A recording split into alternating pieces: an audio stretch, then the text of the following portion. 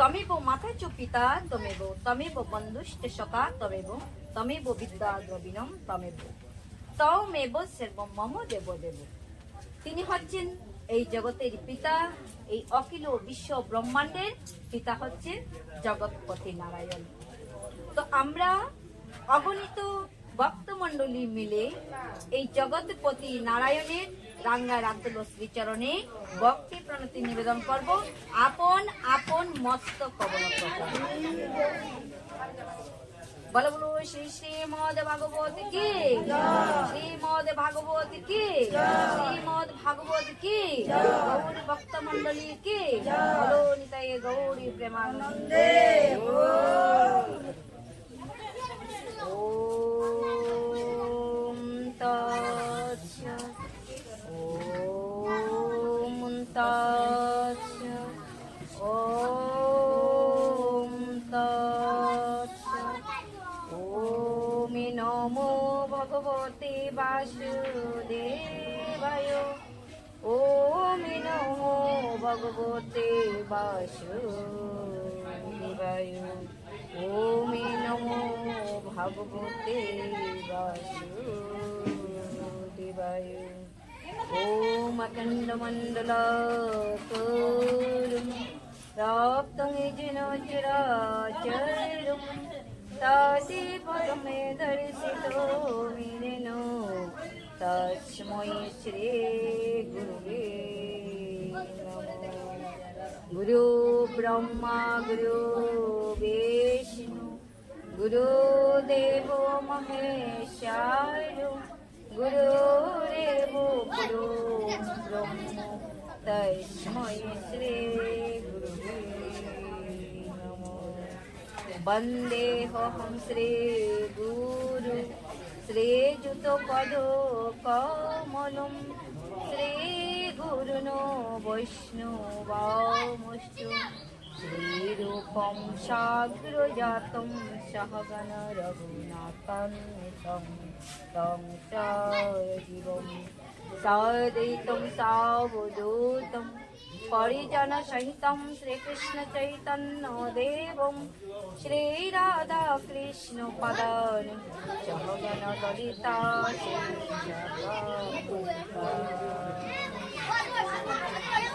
नारायणं नमस्कृत्य नरं चैव नरोत्तमं देवीं सरस्वतीं व्यासं ततो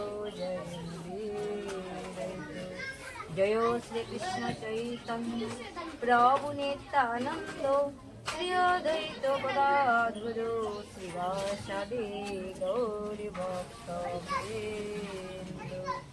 वाञ्छा कल्पतरुभ्यश्च कृपा सिन्धुभ्येव च पतितानं पावनेभ्यो वैष्णवेभ्यो नमो नमः।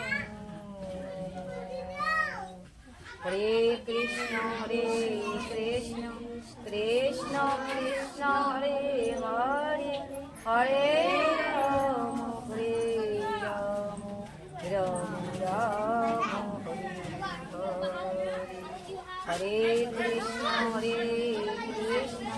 कृष्ण कृष्ण हरे हरे, हरे राम राम राम हरे हरे। हरे कृष्ण कृष्ण कृष्ण हरे हरे, हरे राम राम राम हरे हरे। কে প্রথম শ্রবণ করেছিল? শ্রবণ করিতে করিতে কে বা ভগবানের নিত্যধামে গিয়েছিল? কে গিয়েছিল? শ্রবণ করিতে করিতে পরীক্ষিত মহারাজা। তো ভাগবত হচ্ছে শুকদেব গোস্বামী পাদ মুখ নিঃসৃত। তো এই ভাগবত কে শ্রবণ করিয়েছিলেন? পরীক্ষিত মহারাজা। আর এই পরীক্ষিত মহারাজা শ্রবণ করিতে করিতে তিনি মুখ্য প্রাপ্তি পেয়েছিল। এই জন্য বলা হয়েছে ভাগবত হচ্ছে মুক্তির সন্ধান আর জ্ঞানের ভান্ডার শ্রীমদ্ ভগবত গীতা। আদৈপায়ন ব্যাসদেব এই ভাগবত তিনি রচনা করেছেন। তাদের জন্য আপনাদের মতো শুদ্ধ গৌর ভক্ত মন্ডলী, যাহাতে ভক্তেরা এই শ্রীমদ ভাগবত শ্রবণ করে তাদের হৃদয় পরিশুদ্ধ করে তাহারা অনায়াসে অন্তিম কালে ভগবানের নিত্যদানে দেয়। তো কৃষ্ণ দ্বৈপায়ন ব্যাসদেব তিনি জন্মগ্রহণ করেছিলেন দ্বীপে, সেই জন্য দ্বৈপায়ন। আর যেহেতু ভগবান শ্রীকৃষ্ণের সপ্তদশ অবতার, 17 নম্বর অবতার, সেই হেতু ওনার নাম কৃষ্ণ। আর যেহেতু দ্বীপে জন্ম লাভ করেছেন, সেই সুবাদে ওনার নাম দ্বৈপায়ন। আর ব্যাসদেব কেন, উনি বেদকে 4টি ভাগে বিভক্ত করেছিলেন। তো বেদ কি আমাদের জানা প্রয়োজন। বেদ আমাদের জানতে হবে ঋগ্বেদ, সামবেদ, যজুর্বেদ, অথর্ববেদ। বেদ হলো 4 প্রকার। এই 4টি বেদকে কে বিভক্ত করেছেন? ব্যাসদেব। এই জন্য বেদকে বিভাগ করেছেন বলে ওনার নাম হয়েছেন ব্যাসদেব। তো কৃষ্ণ দ্বৈপায়ন ব্যাসদেব। এবার উনি হচ্ছেন সপ্তদশ অবতার। তো সপ্তদশ অবতার হয়ে সরস্বতী নদীর তীরে, প্রায় হিমালয় বলতে পারি আমরা, হরিদ্বার, তো ওইখানে সরস্বতী নদীর তীরবর্তী স্থানে সমপ্রাস নামক আশ্রমে বসে তিনি জীবের মঙ্গলের জন্য চিন্তায় নিমগ্ন ছিলেন। তিনি কি করলেন? কলির জীব উদ্ধারের জন্য, কলির জীবদেরকে কৃপা করে তিনি কি রচনা করেছেন? তিনি 18 পুরাণ রচনা করেছেন এবং এই পুরাণ রচনা করে উপনিষদ রচনা করেছেন। তথাপি ব্যাসদেবের অন্তরে কোনো প্রকার শান্তি ছিল না। একদা নারদ ঋষি কৃষ্ণ দ্বৈপায়ন ব্যাসদেবের আশ্রমে উপস্থিত হয়েছেন। কোথা থেকে? বৈকুণ্ঠ থেকে উনি সরাসরি ব্যাসদেবের কুটিরে উপস্থিত হয়েছেন। এসে দেখলেন ব্যাসদেব চিন্তামগ্ন হয়ে বসে আছেন, উনার মনে কোনো শান্তি নেই। যেহেতু গুরুদেব এসেছেন উনার আশ্রমে, কৃপাযুত হয়ে গুরুদেবকে বসার জন্য আসন দান করলেন। গুরুদেবকে চরণ দৌত করে ওই আসনে বসিয়ে ভক্তি প্রণতি নিবেদন করলেন। পুষ্প দ্বারা শ্রী গুরুদেবের শ্রীচরণ পূজা করলেন। এখন আসল কথা হলো, নারদ ব্যাসদেবকে বললেন, হে আমার প্রিয় শিষ্য, আমি তোমার কুটিরে, তোমার মন্দিরে আমি বারংবার আসতেছি, কিন্তু আজকের মতো তোমার এই মুখবৃন্দখানি এত মলিন, এত শুকনো লাগছে। মনে হইতেছে তোমার অন্তরে যেন কি একটি সৃষ্টি হয়েছে, কোথায় যেন তোমার অন্তরে শান্তি নেই, তোমার চেহারাটা দেখতে ওই মতো লাগে। আমি কি জানতে পারি সেই তোমার মনের অভিলাষ কি? তখন গুরুদেবকে চর জুড়ে শ্রদ্ধাঞ্জলি পুটে বলেন, হে গুরুদেব, আপনাকে ছাড়া এই জগতে আমার মনের কথা আমি আর কার কাছে বলবো? আমার মনের কথা আপনার কাছেই আমি ব্যক্ত করব। আমি জীবের উদ্ধারের জন্য, জীবের মঙ্গলের জন্য আমি 18 পুরাণ রচনা করেছি, আমি উপনিষদ রচনা করেছি, তথাপিও আমি মহাভারত রচনা করেছি, কিন্তু আমার অন্তরে শান্তি নেই। আমার মন বলছে আরো যেন কি বাদ পড়ে গেছে। তো এখন নারদ বললেন, তুমি একদম ঠিক কথা বলেছো। যত উপনিষদ তুমি তৈরি করেছো, তুমি যা কিছু রচনা করেছো, তার মধ্যে ভগবানের লীলা অবতার নেই। যে স্থানে ভগবানের লীলাময় কথামৃত গাথা নেই, সে স্থানে জীবের কি করে মঙ্গল সাধিত হবে? কি করে জীবের মঙ্গল হবে? তো জীবের মঙ্গলের জন্য তোমার কর্তব্য এখন ভগবানের লীলামৃত রচনা করা। ভগবান কখন কিভাবে এই দরাদামে এসেছেন, এসেই বা কি লীলা করেছেন, সেই লীলামৃত তোমার রচনা করিতে হবে। ভগবান যদা যদা হি ধর্মস্য গ্লানির্ভবতি ভারত অভ্যুত্থায় মধর্মস্য তদাত্মৈনম সৃজাম্যহম পরিত্রাণায় সাধূনাং বিনাশায় চ দুষ্কৃতাম ধর্ম সংস্থাপনার্থে সম্ভবামি যুগে যুগে। তিনি যুগে যুগে এই ধরাধামে তিনি এসেছেন, আর এসে তিনি কি করেছেন? লীলা করেছেন। এই লীলামৃত ভগবানের লীলামৃত তুমি রচনা করো, তবে জীবের সুচার রূপে সর্বভাবে মঙ্গল, সর্বতভাবে জীবের মঙ্গল সাধিত হবে, জীব অনায়াসে মুক্তির সন্ধান লাভ করবে। তো এই যে ভাগবত অমৃত, এই ভাগবত অমৃত কৈলাসে যখন মাতা পার্বতী দেবাদিদেব মহাদেবকে বললেন, হে প্রভু, আমি অমৃত অমর কথা শ্রবণ করিতে চাই, তখন পার্বতীর অনুরোধে দেবাদিদেব মহাদেব অমর কথা কার কাছে বলতে লাগলেন? স্বয়ং পার্বতীর কাছে বলতে লাগলেন। আর অমর কথা শ্রবণ করিতে করিতে পার্বতী একথা ঘুমিয়ে পড়েছে। আর এই যে অমর কথা শুনিতে শুনিতে যে ডিম্বটি ছিল, সেই ডিম্বটি ফুটে একটি ছোট্ট শাবকের জন্ম হয়েছে। এখন যে স্থানে পার্বতী নিদ্রাগত প্রায়, অমর কথা কে শ্রবণ করবে? এই শুক পাখিটা দেবাদিদেব মহাদেবের এই অমর কথা শুনতে শুনতে সে এমন তেজস্বী হয়ে পড়ল। এখন দেবাদিদেব মহাদেবের কোথায় কোথায় আমরা যখন কিছু বলি, যদি ভক্তমণ্ডলী তার প্রতি উত্তর না করে কোনো কিছু না বলে, তাহলে কি আনন্দ পাওয়া যাবে না? আনন্দ পাওয়া যাবে না। হরি বল দেখ, জয় রাধে বলো, হরে কৃষ্ণ বলো, কিছু তো বলতে হবে। তো এই অমর কথা শুনতে শুনতে কি করলো? শুক পাখিটা পার্বতীর কথার মতো হু হু শব্দ দিতে লাগলো। তখন শিব যখন দেখলেন পার্বতী ঘুমন্ত হয়ে গেছে, ঘুমন্ত অবস্থায় পড়ে আছে, তাহলে আমার অমর বাণী কে শ্রবণ করলো? অমর বাণী কে কোথায় শ্রবণ করলো? চতুর্দিকে অন্বেষণ করতে লাগলো। দেখলেন একটি ছোট্ট শাবক, শুক শাবক, সে অমর কথা শ্রবণ করছে। রাগান্বিত হয়ে যখন সে ত্রিশূল হাতে নিয়ে এই শুক পাখিটাকে মারতে উদ্যত হলেন, তখন শুক পাখি ফুরুত করে উড়ে চলে গেল। আর গিয়ে কোথায় চলে গেলেন? যেখানে ব্যাসদেব গৃহিণী বিতিকা দেবী তুলসী মহারানীর সেবা করছে আর হা গোবিন্দ বলে ডাকছে। যখন হা গোবিন্দ বলিয়া দুটি বাক্য ডাকলেন, হা বলতেই শুক পাখি একদম টপ করে মুখে প্রবেশ করল। তখন অমর কথা শুনেছে, তার কি কখনো মৃত্যু হবে? এই ত্রিশূল চতুর্দিক ঘুরে আবার ফিরে চলে গেল দেবাদিদেব মহাদেবের কাছে। বলছে কোথাও পেলাম না। তো কোথাও পেলাম না, তাহলে কি হয়েছে শুক পাখি? যে প্রভু যে অমর কথা শ্রবণ করেছে, সে কি আর তার কি আর মৃত্যু হতে পারে? সে তো অমর বাণী শ্রবণ করেছে, সে তো অমরই হয়ে গেছে, তার তো কখনো মৃত্যু হতে পারে না।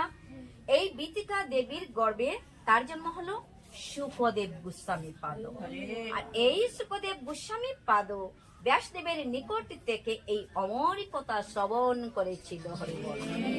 এই অমর কথা শ্রবণ ব্যাসদেব সর্বপ্রথমে আপন স্বীয় পুত্র শুকদেব গোস্বামী পাদকে শ্রবণ করিয়েছিলেন।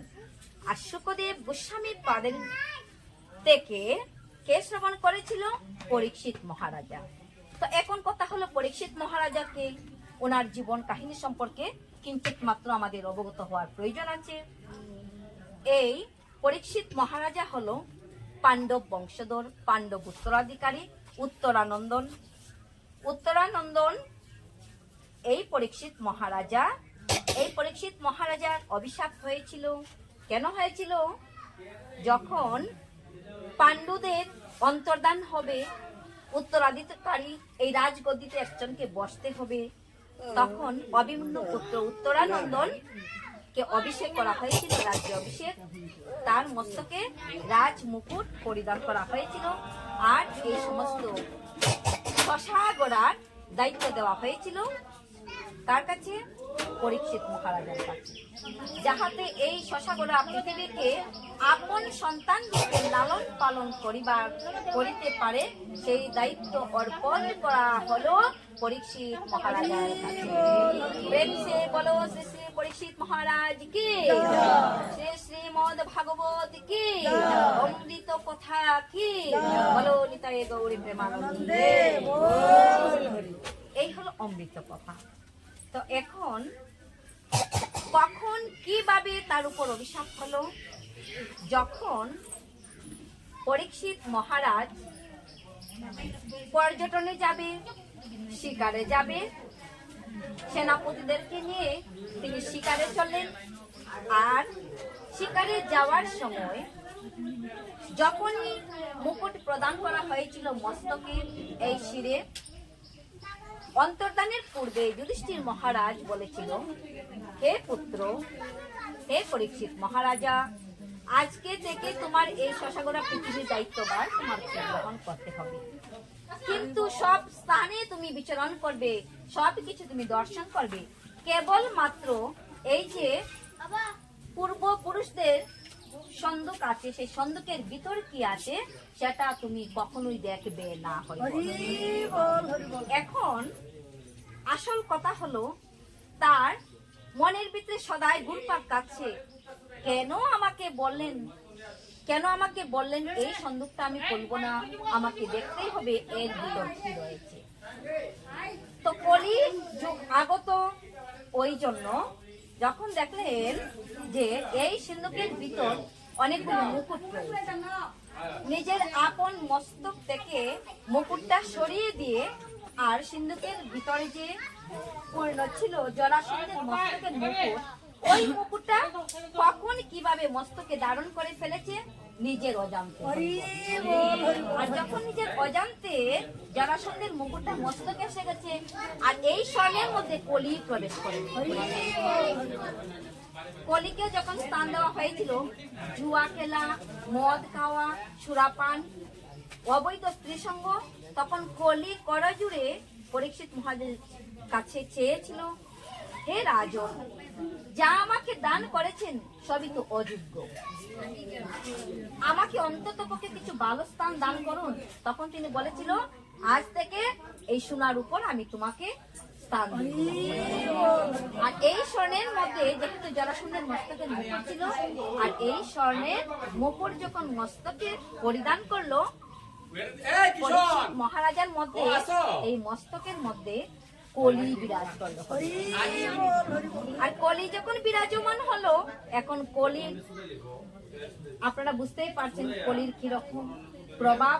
আর কলির প্রভাবে যখন তিনি শিকারে গেলেন, সেই কলির প্রভাবে এখন কি হলো, কলির প্রভাবে রাজা তৃষ্ণার্ত হয়ে পড়লো।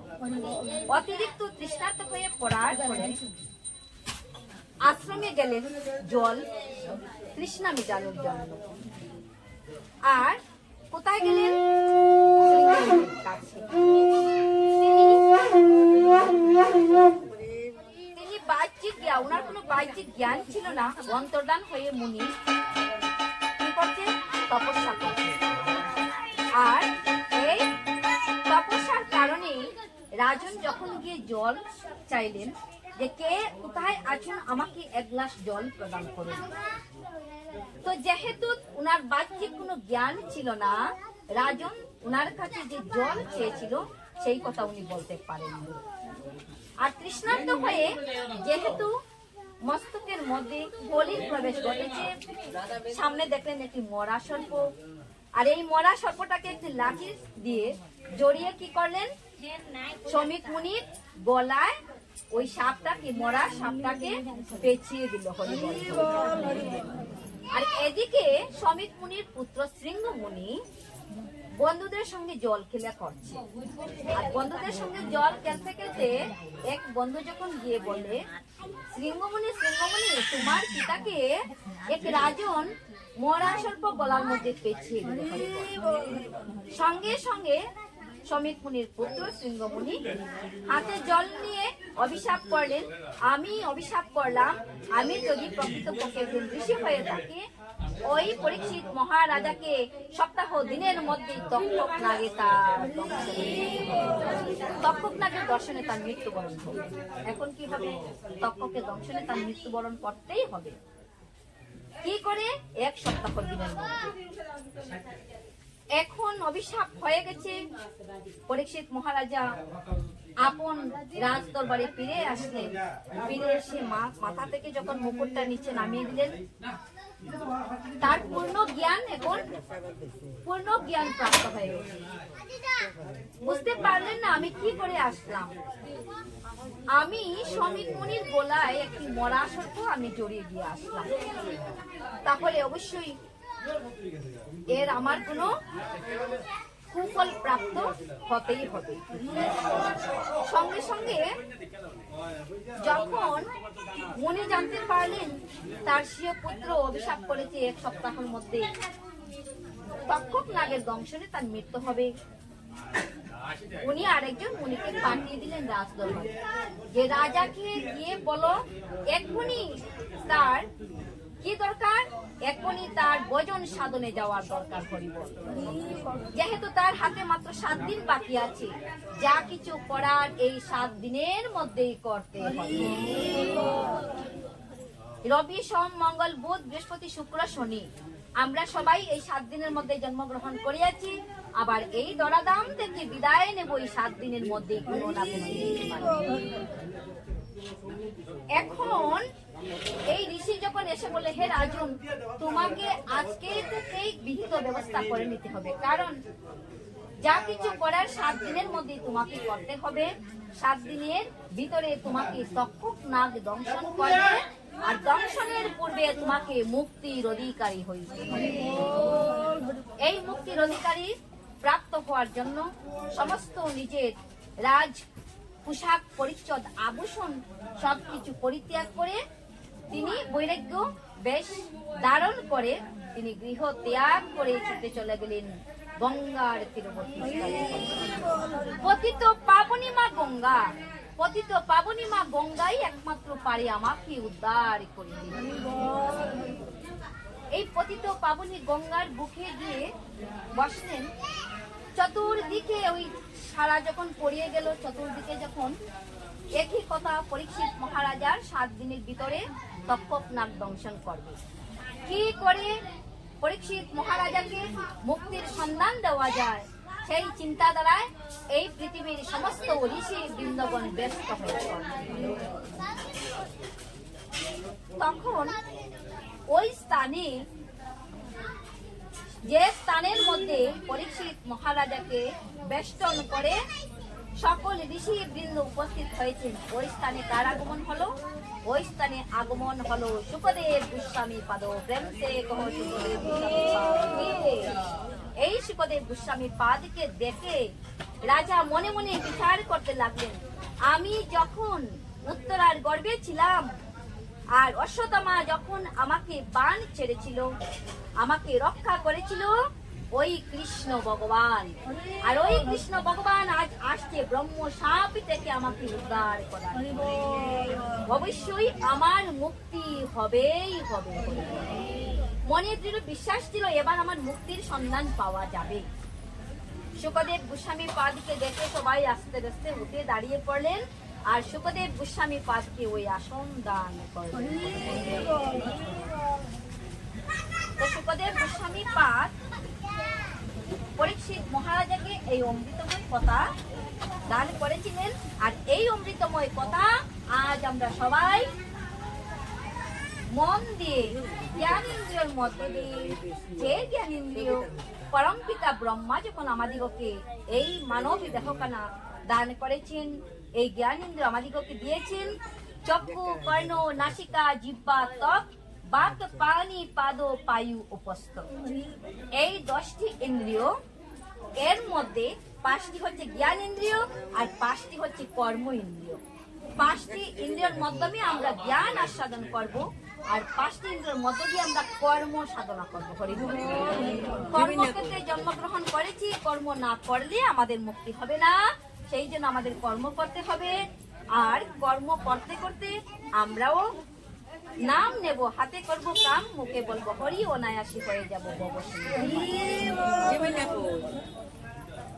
এখন আমাদের আসতে হবে বৈষ্ণবদের পাদস্পর্শে বৈষ্ণব বন্দন আমাদের করতে হবে কেন এই ভাগবত দ্বাদশ মহাজন দ্বাদশ বৈষ্ণবের যারা অন্য কেউ সর্বপ্রথম জানতেন না এই দ্বাদশ মহাজনের নাম আমাদের জানতে হবে কে বা কারা এই দ্বাদশ মহাজন স্বয়ম্ভু নারদ শম্ভু কুমার কপিল মনু প্রহ্লাদ জনক ভীষ্ম বলির বৈয়াসকি বয়ম স্বয়ম্ভু নারদ শম্ভু স্বয়ম্ভু হলেন স্বয়ং ব্রহ্মা নারদ এবং দেবাদিদেব মহাদেব স্বয়ম্ভু নারদ শম্ভু কুমারকে সনন্দন সনত কুমার এরা হচ্ছে ব্রহ্মার মানস পুত্র চারজন